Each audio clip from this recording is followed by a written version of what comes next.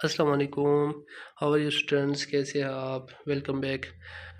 हमने semester 1 unit number 2 start किया हुआ था, जो कि हमने रूल्स ऑफ नर्स, जो एक प्रोफेशन क्या होता है, प्रोफेशनल बंदी के साथ क्या क्या रूल्स रेगुलेशन, क्या क्या चीज़ें होती है, एक नर्स के साथ क्या, एडुकेटर, काउंसलर, ठीक है, ये सारी चीज़ें हम पढ़ेंगे। इसमें हमने पहले पढ़ी हुई थी। आज का जो हमारा टॉपिक है वो है काउंसलिंग, कि एक नर्स एक कैसे काउंसलर, अच्छा काउंसलर बन सकता है। अब सबसे पहले काउंसलिंग क्या है? काउंसलिंग ये चीज़ होती है कि हम किसी मरीज़ को दिलासा दें, हम उसको, मतलब वो एक चीज़ में फंसा हुआ है, एक मेंटली डिस्टर्बेंस है कि मैं बीमार हो चुका हूँ, ठीक है। अब मेरी बीमारी तो बिल्कुल ठीक होनी नहीं है, मुझे ये बीमारी ऐसी है कि मैं पहले जॉब पे जाता था, मैं अपनी ड्यूटी करता था, मैं अपने दोस्तों के साथ घूमने जाता था, मैं अपने पेरेंट्स के साथ बैठता था, मैं अपनी फैमिली के साथ टाइम स्पेंड कर रहा होता था। अब मैं बीमार हो गया हूँ, मैं बिस्तर पे पड़ा हूँ, मेरा कोई केयर नहीं करता, मैं हॉस्पिटल एडमिट हो गया हूँ, अब मैं कुछ भी नहीं कर सकूँगा, अब मैं डेथ हो जाऊँगा, मेरी डेथ हो जाएगी, ठीक है। तो हमने उनको काउंसलिंग करना है, उसको समझाना है, उसको गाइड करना है, उसको एडुकेट करना है, उसको बताना है कि ये इतना बड़ा इशू नहीं है, आपका जो भी मसला है आप ठीक हो जाओगे। इस तरह के बहुत सारे पेशेंट्स आते हैं, आपसे सीरियस किस्म के पेशेंट आते हैं और वो भी ठीक हो जाते हैं, और ठीक होते हुए हैप्पी हैप्पी घर चले जाते हैं। तो सबसे पहले counselling is the interpersonal process of helping patient to make decision that promote their overall well being. Counselling एक ऐसा इंटरपर्सनल प्रोसेस है जो दो बंदों के दरमियान हो, जो नर्स या डॉक्टर और पेशेंट के दरमियान हो, या नर्स पेशेंट के दरमियान हो, ठीक है, जो हेल्पिंग करता है पेशेंट को एक डिसीजन लेने में। जिस तरह के, फॉर एग्जांपल, एक पेशेंट है, उसकी कंडीशन ऐसी हो चुकी है कि उसकी एक किडनी बिल्कुल ख़त्म हो गई है। अब पेशेंट को हम क्या करेंगे, काउंसलिंग करें, उनको बताएंगे, उनको दो वे समझाएंगे कि देखिए आपकी ये एक किडनी ख़राब है, इस किडनी का इफ़ेक्ट दूसरी किडनी में भी पड़ सकता है, आपके लिए बेटर ये है कि आप ऑपरेट करें और इस किडनी को रिमूव कर दें।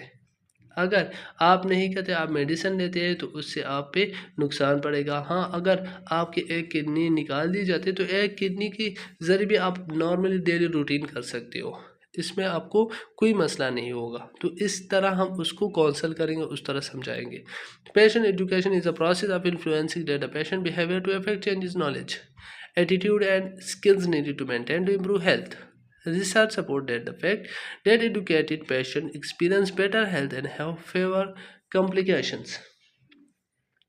पेशेंट को हमने एजुकेशन देना है, एक प्रोसेस हमने उनको इन्फ्लुएंस करना है, उसको समझाना है। देखे, जब मरीज़ को पता चल जाता है कि उसको कोई बड़ा मसला है, बड़ा इशू है, तो वो अचानक से उसका बिहेवियर चेंज हो जाता है, ठीक है। एक पेशेंट आया हुआ है फॉर एग्ज़ाम्पल हमारे पास, वो बहुत ही अच्छी अखलाक के साथ बहुत अच्छी तरीके से बातें कर रहा है, ठीक है। अचानक से हमने उसके ब्लड टेस्ट कराया, ब्लड टेस्ट में हमने उसको बताया कि आपको तो एड्स है या आपको टीबी है, ठीक है। अब वो बोलेगा कि आपका दिमाग ख़राब हो चुका है, मुझे कहाँ से टीबी आने लगा, मैं तो बिल्कुल ठीक हूँ, मुझे तो कोई इशू नहीं है, आपकी टेस्ट ही ख़राब है, आपके डॉक्टर ही गलत है, आपका हॉस्पिटल ही गलत है। इस तरह बिहेवियर वो आपको बताएगा। तो हम क्या करेंगे, इफ़ेक्ट करेंगे, हम उसकी नॉलेज को बढ़ाएंगे, हम बोलेंगे देखिए आपको ये इश्यूज़ है, जो ये इसकी साइन सिम्टम्स है, उसके एटीट्यूड को हम चेंज करेंगे, उसको स्किल्स, जितनी स्किल्स की नीड की ज़रूरत है कि वो अपनी हेल्थ को इम्प्रूव करे, हम उनको समझाएंगे कि आप फ्रेश फ्रूट्स खाया करें, फ्रेश सब्जियां खाया करें, ठीक है। आप डेली बात ले, अपना केयर करें, अपने आप को आइसोलेट कर दें, हॉस्पिटल एडमिट हो जाए ताकि आपका अच्छे से केयर हो जाए। ये सारी चीज़ें हम उसको जब सिखाएंगे तो उसके हेल्थ में इम्प्रूवमेंट आएगी। रिसर्च करेंगे, हम सपोर्ट देंगे, हम देखेंगे कि क्या क्या चीज़ें जिसकी वजह से इसकी हालत ख़राब हो जाती है, जिसकी वजह से इसकी हालत ठीक रहती है। तो हम इस चीज़ों, इस फैक्ट्स को देखेंगे और पेशेंट को क्या हम एजुकेट करेंगे, उसकी बेटर एक्सपीरियंस के लिए हम बार बार उसको समझाएंगे, ठीक है। जो कॉम्प्लिकेशंस होंगी हम उसको सब चीज़ें बताएंगे कि आपके साथ ये चीज़ें हो सकती है, अगर आप अपना केयर नहीं करेंगे तो ये चीज़ें, ये कॉम्प्लिकेशंस है इसके, कि आप इस हद तक भी पहुंच सकते हो, आपकी बीमारी इस हद तक भी पहुंच सकती है। अब basic purpose of counselling to help patients and family develop the self care abilities. Basic purpose क्या है कि हम काउंसलिंग करें पेशेंट को या उसकी फैमिली मेम्बर्स को, और उनको ये एबिलिटी मिला है कि वो खुद ही अपना केयर करना शुरू करें, खुद ही अपना ख्याल रखें। जैसे ही घर में जाते हैं अपना केयर करें, अपने टाइम पे मेडिसिन लें, टाइम पे अपना खाने पीने का ख्याल रखें, टाइम पे एक्सरसाइज करें, टाइम पे सोए, टाइम पे उठे, ठीक है, अपनी डेली रूटीन अच्छी करें। Counselling provide resources and support patient needs to participate actively in self-care and facilitate their coping with what what not can be changed। हमने पेशेंट की काउंसलिंग करने हैं, उसको रिसोर्सेज, उसको नॉलेज, उसको सपोर्ट देना है, उसको एजुकेशन प्रोवाइड करनी है, उसको नॉलेज देना है, ठीक है, ताकि वो पार्टिसिपेट करे और अपना ख्याल खुद से रखना शुरू करे, ठीक है, और जो डिजीज़, जो बीमारी उसको लगी हुई है, ये उसका मुकाबला करे, उसको ख़त्म करने की कोशिश करे, उसके साथ मुकाबला करे, और ये सोचे कि कोई भी बीमारी बड़ी नहीं है, मैं ठीक हो जाऊँगा, मैं ठीक हो सकता हूँ। Nurse is a counsellor maintain and promoting health. एक नर्स कैसे काउंसलर बन सकता है? वो सबसे पहले मेंटेन रखेगा, हेल्थ को प्रमोट करेगा कि सारी कम्युनिटी या जितनी भी पेशेंट्स है सब की प्रमोशन हो और वो डिजीज़ से निकाल के वो हेल्थी रहे। प्रिवेंट इलनेस, बीमारी से बचाओगे, ठीक है, वो इलनेस जितनी भी बीमारियां होगी उससे प्रिवेंशन करेगी कि मरीज की तबीयत और ज़्यादा, कंडीशन और ज़्यादा ख़राब ना हो जाए। Restoring health once patient is ill, counselling focus on developing self care practices that promote recovery. हम क्या करेंगे? रिस्टोर करेंगे। अगर एक बंदा पेशेंट बीमार हो चुका है तो एक नर्स उसकी काउंसलिंग करेगा, उसकी ट्रीटमेंट करेगा और उसको वापस ले आएगा, बीमारी से निकाल के हेल्थी लाइफ की तरफ ले आएगा। काउंसलिंग फोकस करेगा, डेवलप करेगा कि वो सेल्फ प्रैक्टिसेस करे, खुद अपना ख्याल रखे, प्रोमोट अपनी रिकवरी को प्रोमोट करे, घर जाए, टाइम पे मेडिसिन ले, टाइम पे चेकअप के लिए आए, टाइम पे अपना ट्रीटमेंट कराए, ठीक है, जो चीज़ें उसके लिए अच्छी नहीं है वो उनसे दूर रहे, वो चीज़ें नहीं करे। Facilitating coping development life style changes and acute chronic and terminal illness are plus demands on patients and families that may become overwhelming. अब ये है कि एक एक्यूट एक क्रॉनिक होता है। एक्यूट वो बीमारी होती है जो एकदम से इंसान को लग जाती है और 1 घंटे में, 1 दिन में, 2 दिन में, 3 दिन में, 1 हफ्ते में वो ठीक हो जाए। जैसे कि फॉर एग्जांपल अचानक से किसी को हेडेक शुरू हो गया, सर दर्द शुरू हो गया, ठीक है, हमने पेन किलर खाई, 2-3 घंटे बाद या नींद करने के बाद अगले दिन हमारा पेन किलर की वजह हमारा सर दर्द ठीक हो जाता है। इसी तरह कोई दूसरा बंदा वोमिटिंग के साथ आता है, ठीक है, को उसको उल्टियाँ आ रही है, उसको फीवर हो रहा है, बुखार हो रहा है, ठीक है, ब्लड प्रेशर हाई हो गया है, तो हम क्या करते हैं? मेडिकेशन के थ्रू उसको रख देते हैं, उसको मेडिकेशन दे देते हैं। या अचानक से किसी को फ्लू हो जाता है, बुखार हो जाता है, जुकाम हो जाता है, तो उसका ट्रीटमेंट करते हैं, विद इन 1 to 3 डेज़ या हफ्ते में वो ठीक हो जाता है। तो ये क्या हुआ? एक्यूट हो गए। अब क्रॉनिक ऐसी बीमारियाँ जिस तरह कैंसर हो गया, जो लॉन्ग टर्म के लिए होते हैं, जो लगते आराम से, बहुत आराम से ये बीमारी लगती है। आराम से मुराद कि बहुत टाइम लगाती है, मतलब 2-3 साल, 5 साल, 10 साल में ये बीमारी आपको आराम से लग रही होती है और 10 साल बाद आपकी डायग्नोज हो जाती है कि आपको टीबी है, हेपेटाइटिस है, कैंसर है, या आपको डायबिटीज़ है, ठीक है, या ब्लड प्रेशर है। और जो हम इसका इलाज करें वो इलाज भी सालों में हो, महीनों में हो, जो आराम से उसका ट्रीटमेंट होता जाए और स्लोली वो रिकवर होते जाए, उसको क्रॉनिक बोलेंगे। अब हमने क्या करना है? फैसिलिटेट करना है, उसको डेवलपमेंट देने हैं, लाइफस्टाइल उसका अच्छा करना है कि वो मुकाबला कर सके अपनी इन डिजीज़ का।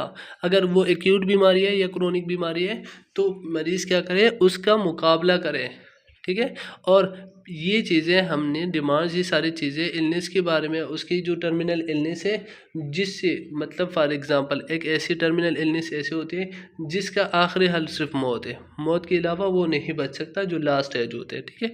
तो ये सारी चीज़ें हमने उसको समझानी है पेशेंट को और उनकी फैमिली को, ताकि वो एक ज़बरदस्त मुकाबला कर सके इस सिचुएशन का, जो कंडीशन उन पे आ रहा है, तो वो पहले से ही उसके लिए एक्टिव हो, तैयार हो। Types of counselling. अब काउंसलिंग की कितने टाइप्स है? Short term counselling.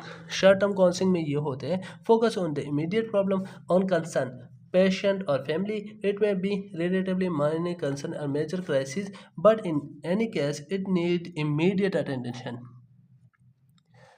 Short term में ये होगा कि फोकस करेंगे। फॉर एग्जांपल एक बीमारी अभी शुरू होने वाली है, हमें वो बीमारी हमने डायग्नोस कर ली, हमें पता चला ये इस तरह की बीमारी है, तो एक नर्स क्या करेगा, काउंसलिंग करेगा। शॉर्ट टर्म काउंसलिंग में पेशेंट को या उसकी फैमिली को बताएंगे कि इस तरह के इशू चल रहा है और ये और ज़्यादा नेक्स्ट स्टेज पे जा सकता है, इसके ये साइन सिम्टम है और ये और ज़्यादा कॉम्प्लिकेट हो सकता है। इसलिए मेजर क्राइसिस, जो बहुत बड़ी परेशानी से बचने के लिए आपको इमीडिएटली अटेंशन होना चाहिए, इमीडिएटली कोई एक्शन लेना है कि आप जल्दी जल्दी अपना ट्रीटमेंट करें ताकि और ज़्यादा कॉम्प्लिकेशन पैदा ना हो।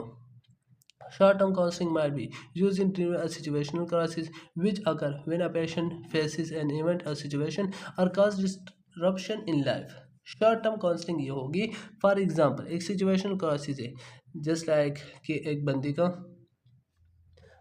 फॉर एग्ज़ाम्पल कोई बंदा ऊपर छत से गिर गया, ठीक है, या एक्सीडेंट हो गया और अचानक से शॉर्ट में अब काउंसलिंग आपको डॉक्टर कह रहा हो, आपको समझा रहा हो, एक नर्स आपको समझा रहे हो, आपको बता रहे हो कि ये जो आपका एक्सीडेंट हुआ है ये बहुत ही सीवियर किस्म का है, ब्लीडिंग जो है वो ब्रेन हेमोरेज की तरफ जा रहा है, ब्रेन में ब्लीडिंग हो रही है, ठीक है, तो उसकी वजह से ये कोमा में भी जा सकते हैं, तो हमें जल्द से जल्द इसका ऑपरेट करना होगा। या इस तरह की कोई और सिचुएशन आ जाती है जिसमें ऑपरेट करना लाजिमी हो, जिस तरह डायबिटिक पेशेंट होता है उसका किसी जगह पे वो शुगर अटैक कर लेता है एक पाँव पे या एक उंगली पे और वो बिल्कुल ब्लैक सी बनना शुरू हो जाती है, तो उसका वो उंगली या वो जगह वो डेड हो जाती है, तो उसको काटना लाजमी होता है। अगर नहीं काटते तो ये ऊपर आता जाता है और ऊपर आते आते पूरी बॉडी या पूरी पाँव या हाथ जो ऑर्गन इसने पकड़ लिया होता है उसको ख़त्म कर देते हैं। तो उससे अच्छा है कि इमीडिएटली एक्शन लेके उसको वहाँ पे ही, उस जगह को वहाँ पे ही रिमूव कर दे, काट ले, ताकि ये डिजीज़ और न बढ़े, आगे न जाए। लॉन्ग टर्म काउंसलिंग क्या होगी? Long term counselling stand over prolong period.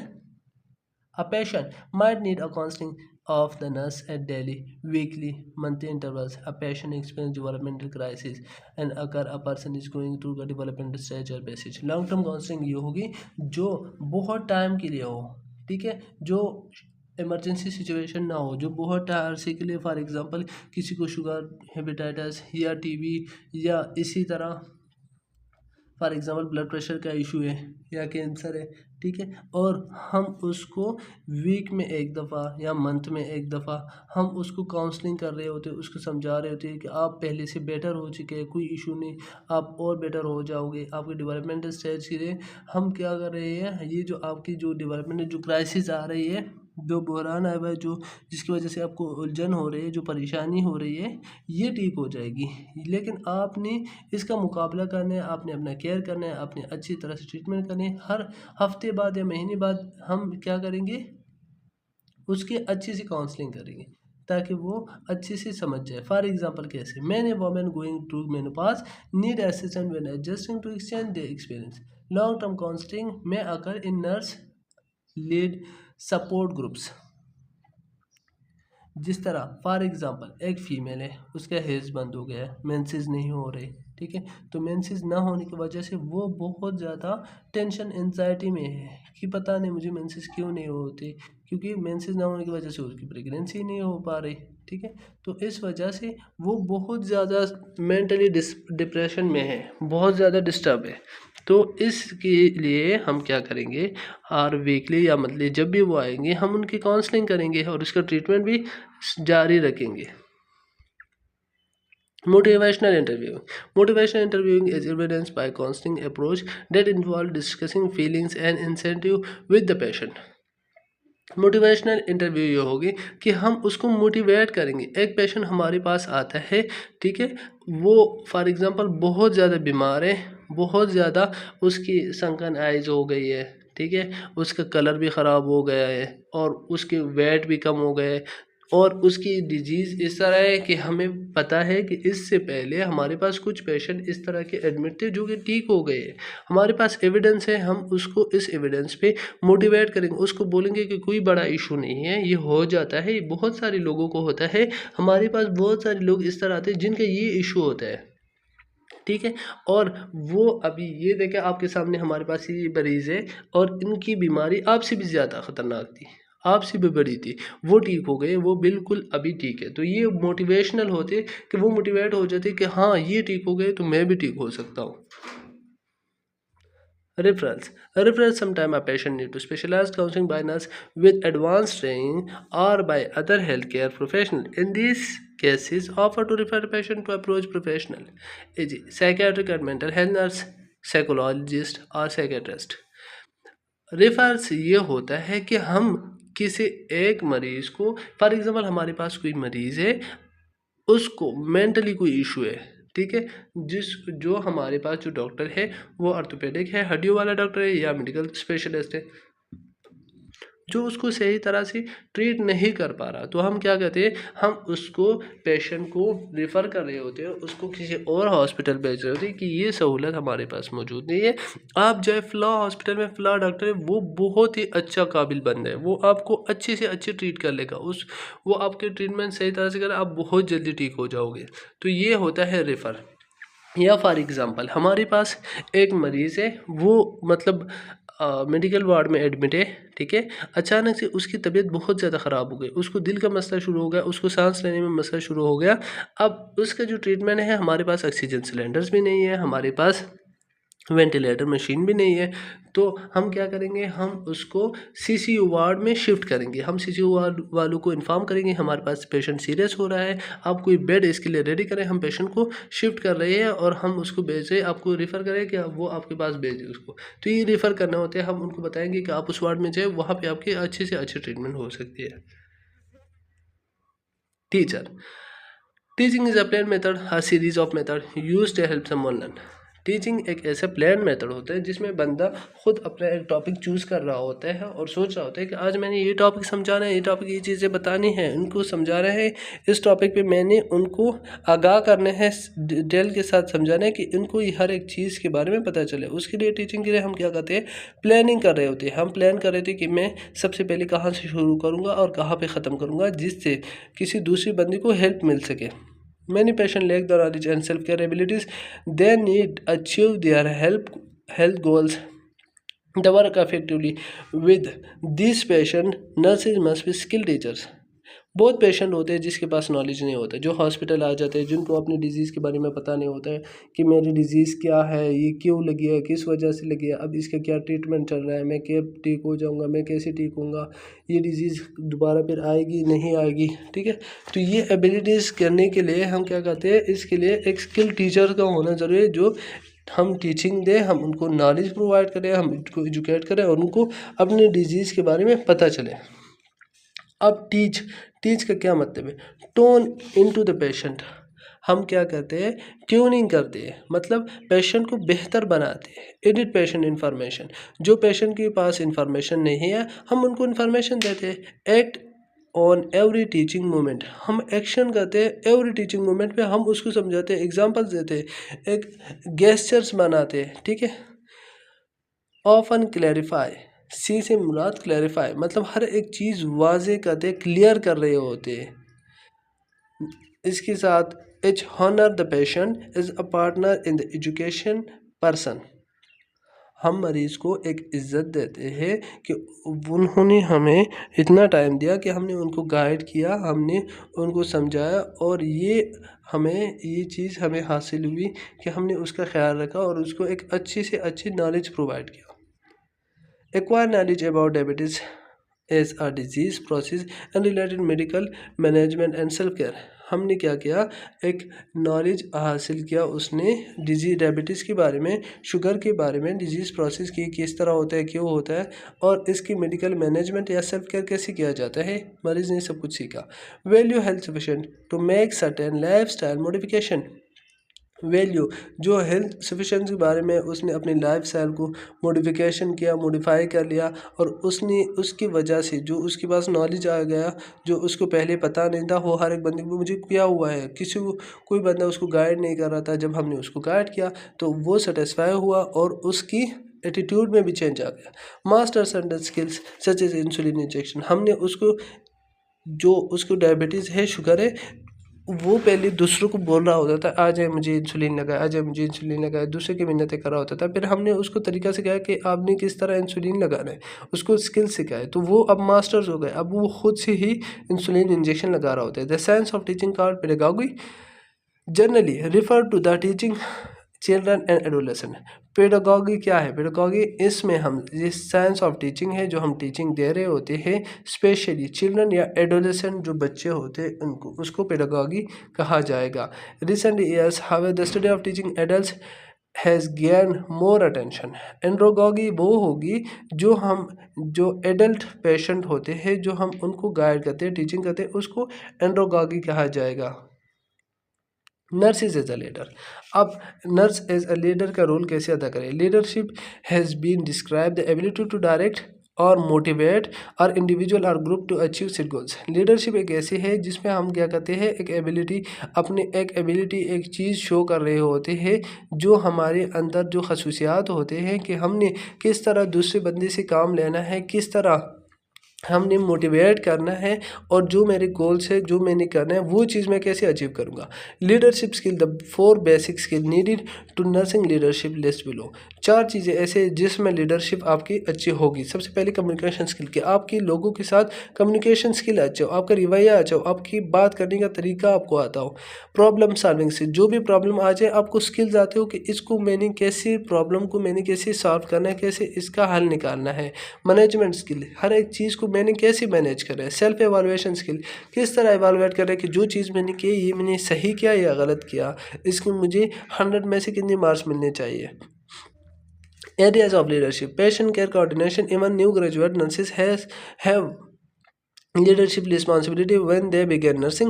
Nursing leadership begins with the nursing care of the individual patient. Patient care हम coordination कर रहे होते, coordination के साथ जो न्यू ग्रेजुएट नर्सेज होते हैं उनको भी लीडरशिप की रिस्पॉन्सिबिलिटी देते, उनको भी समझाती है कि वो भी एक नर्सिंग फील्ड में, वो भी इस चीज़ में आए, आगे बढ़े, और उनसे हम काम लेते हैं। ठीक है, उनको नर्सिंग केयर या इंडिविजुअल पेशेंट हम देते हैं कि आपने इस पेशेंट का ख्याल रखना है, इस पेशेंट को आपने प्रॉपर तरीके से ट्रीटमेंट करनी है, हर एक चीज़ का इसका ख्याल रखना है। इसका मैं आपसे पूछूंगा कि इसका अगर कोई इशू बना और आपने वो सॉल्व नहीं किया तो आपके खिलाफ एक्शन लिया जाएगा। इस तरह लीडरशिप करनी है, हर एक चीज़ बंदे को एक एक टास्क देना है। Employee responsibility, nurses have specific task और ड्यूटीज़ टू परफॉर्म।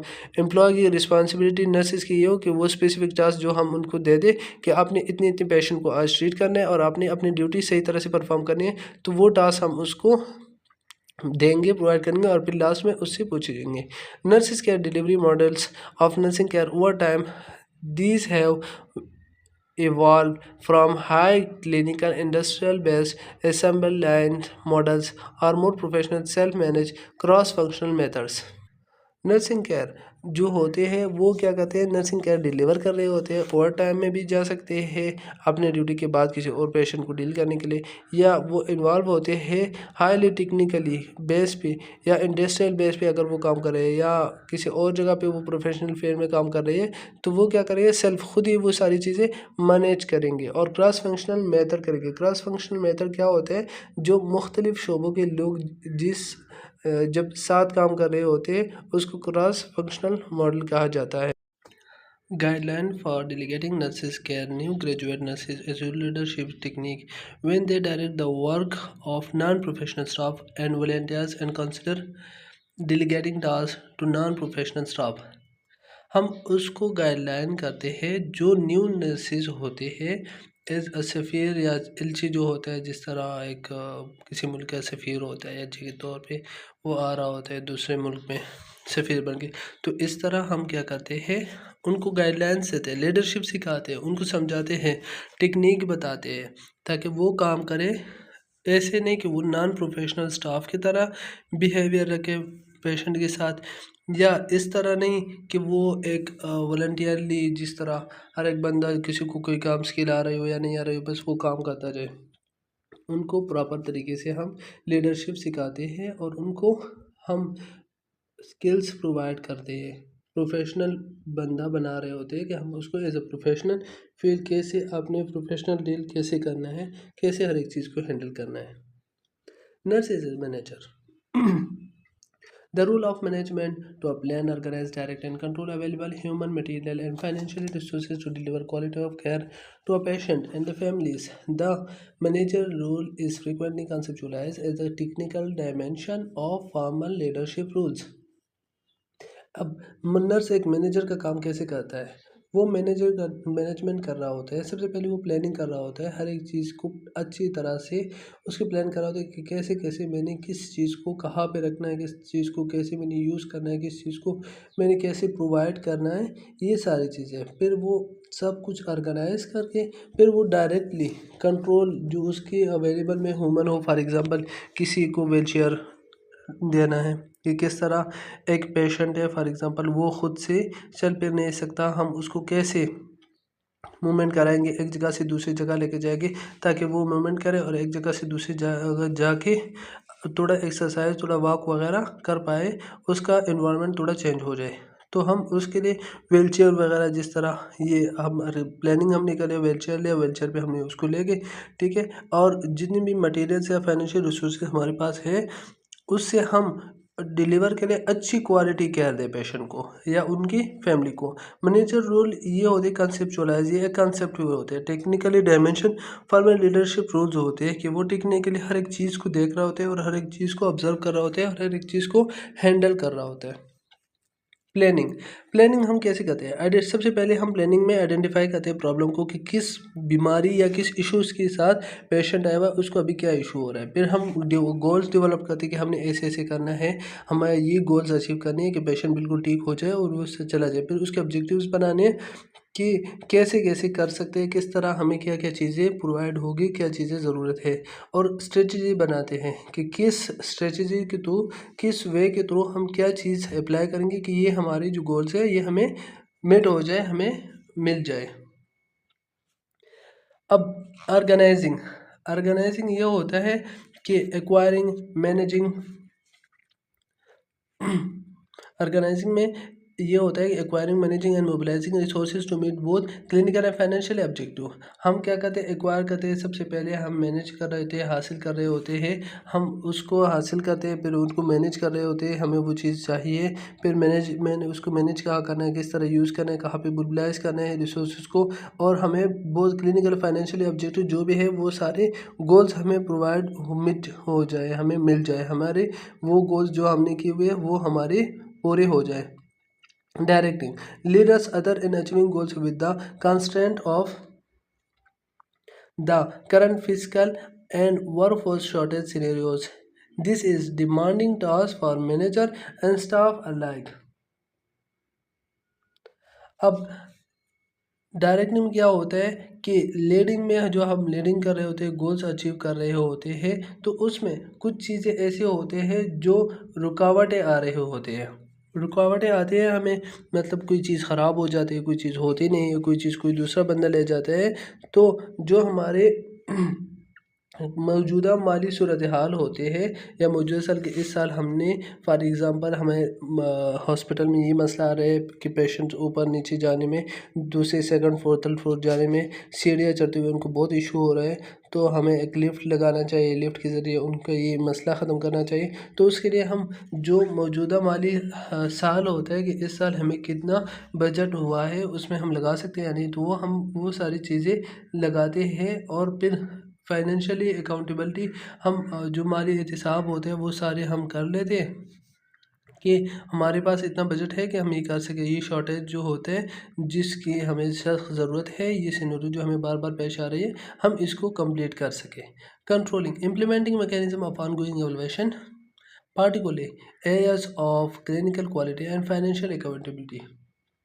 हम कंट्रोल कर सकें जो हमने चीज़ इम्प्लीमेंट किया हुआ है, जो लागू किया हुआ है, जो इवैल्यूएशन चल रही है कि इसका हमें कोई फ़ायदा कोई नुकसान है या नहीं, इसका हमें कितना फ़ायदा पहुंच रहा है, ये सारे हम क्वालिटीज़ उसकी देखते हैं। फिर इसके साथ साथ जो हमारे हिसाब के हमें कितना फ़ायदा हो रहा है या हमें कोई नुकसान हो रहा है, वो सारी चीज़ें हम देखते हैं। Conflict management nurses managers and frequently encounter conflict between employee and between themselves and employee.